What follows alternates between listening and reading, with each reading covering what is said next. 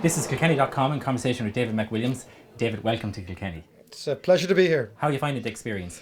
It's great. I mean, we've been doing it for 5 years now, and I can't imagine having Kilkenomics anywhere else except Kilkenny. It's brilliant. The town is, I mean, it's a great place. It's a great place to come. We've got great crowds, and it's fantastic. It's a great success story. Well, I think, that's because it's got to do with Richard. Richard runs. I mean, Yeah, basically, amazing guy. Yeah.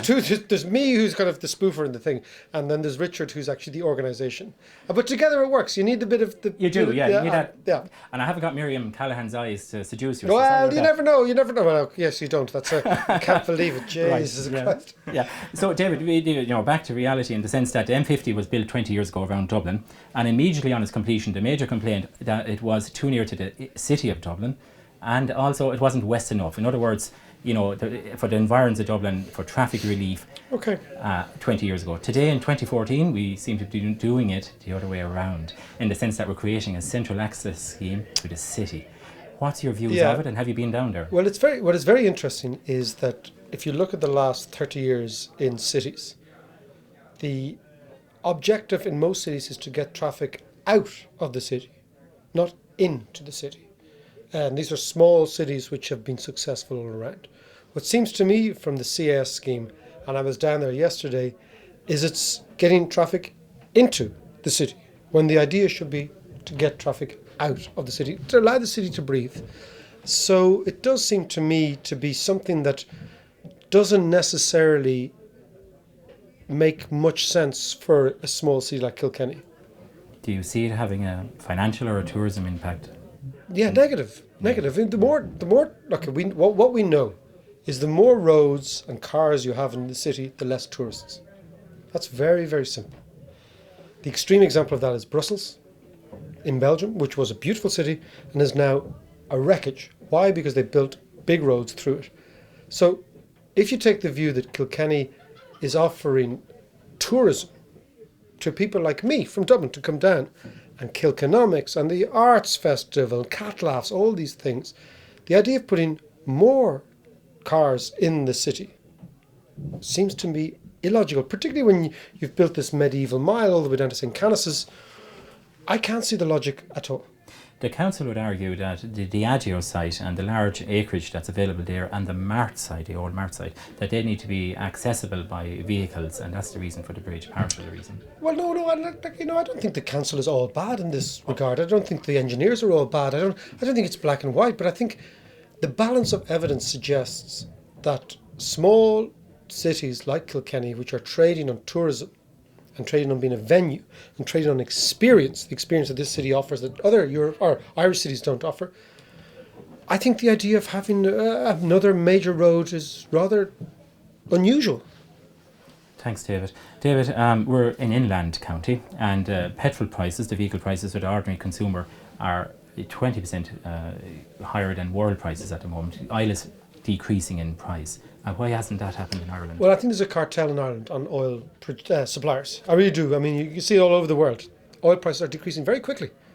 And, you, me, I drive, so we all see it. I always kind of look. I'm always intrigued as an economist. You read things in the Financial Times, like our sponsors, and see oil prices are down. And then you go to the garage in Dunleary, where I live, and there's no impact. So I think it's a cartel by the people who supply oil here. Yeah, that's fascinating that you mentioned that, because you may be familiar, I may be pronouncing her name correctly, Maria Novak, N-O-W-A-K, of ADIE, a French economist. She's an advocate of microfinance and believes that the future of the French economy is entrepreneurial freedom for individuals. Yes, I think she's and right. access to capital, and you agree with that. Oh, I suppose tying in with the cartel with the fuel, in Ireland it could be well argued that a small number of individuals in Irish business have dominance in media, in energy, and meat processing, construction materials even. Where's the opportunity and the incentive for the entrepreneurial spirit for the small individuals? Well, the interesting thing is you can argue that what Richard and I are doing here is an example of a small festival. It's not big by international standards. It's 3,500 tickets sold, which is great. But it's not big. We started up out of nothing. We sat and we had a talk. He had the know-how in terms of getting festivals done. I had the know-how in terms of getting the economists. It works. So I don't believe that this country is against start-up businesses.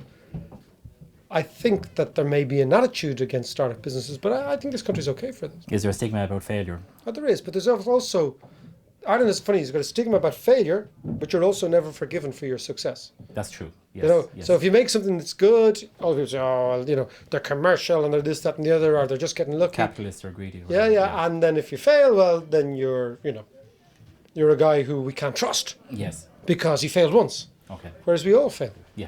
And it's where the most experience Failure is is part of humanity. gained. On that note, we did fail spectacularly in 2008. Well, we didn't fail in 08, we started failing in about 2000. Yes, and you documented that. Yeah.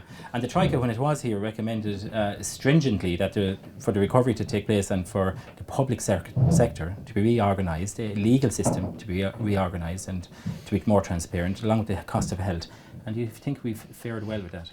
Well, the legal system doesn't seem to be changed, as far as I can see. Like, the fellas in the wigs are still down in the bar making money. That's a real cartel. That's a proper cartel. Look, it strikes me that what we've gone through over the last 4 or 5 years has been appalling for everybody, and it could have been avoided, but it wasn't. And it wasn't avoided because lots and lots of people took really stupid decisions at the very, very top. The people who are negative equity around Kilkenny, most people actually get into negative equity for love, not for greed. You know, you meet somebody, you marry, or you don't marry, you have kids, you buy a house, okay? And I believe that just at the very top of Ireland there seems to be no real change, and that's a shame. You know, the head of the civil servants, they're all kind of there still. I suppose, you know, when I listen to you, I think of Archbishop Desmond Tutu's father. Oh, He jeez. said, yeah, believe it or not, and aptly you mentioned a higher being there. Don't raise your voice, raise your argument. Do you see yourself ever being involved in politics and raising your argument in Leinster House? No, I don't. Okay, It's so you're not not getting involved in something. politics It's now. not something I'm interested in. Would that have anything to do with George Lee's experience? George, actually, it's funny because I know George a long time. Yeah. No, it would have been always. I'm not that type of person. I don't have the skills that politicians need to have to be successful in Ireland. So, but George's experience was pretty difficult, I think, for him. I really do. I would You know, I mean, imagine, I haven't really spoken to him about it Okay. in any great length, but I suspect it was. On a less note, we'll put it this way, well, much greater really in one way. Kilkenny is the best hurlers in Ireland. You are, and it's a game I know nothing about except for. Go on. That's the question. Okay, but the question is this.